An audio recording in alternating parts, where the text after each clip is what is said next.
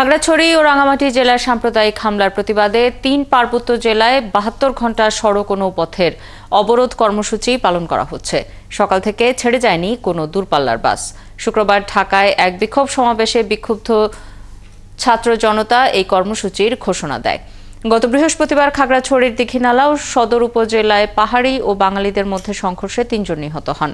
আহত হন অন্তত ১৭ জন। এছাড়া শুক্রবার রাঙামাটিতেও দফায় দফায় সংঘর্ষ হয়। পরে পরিস্থিতি নিয়ন্ত্রণে খাগড়াছড়ি ও রাঙামাটি জেলা ১৪৪ ধারা জারি করে স্থানীয় প্রশাসন। বর্তমানে এই দুই জেলাতেই পরিস্থিতি থমথমে রয়েছে। অবরোধের কারণে রাঙামাটি, খাগড়াছড়ি এবং বান্দরবান এই ৩ পার্বত্য জেলায় কোনো ধরনের যানবাহন বের হতে পারছে না এবং ঢুকতেও পারছে না। এতে ভোগান্তিতে পড়তে হচ্ছে জরুরি কাজে বের হওয়া অনেককেই। এই অবরোধ চলবে আগামী মঙ্গলবার সকাল পর্যন্ত।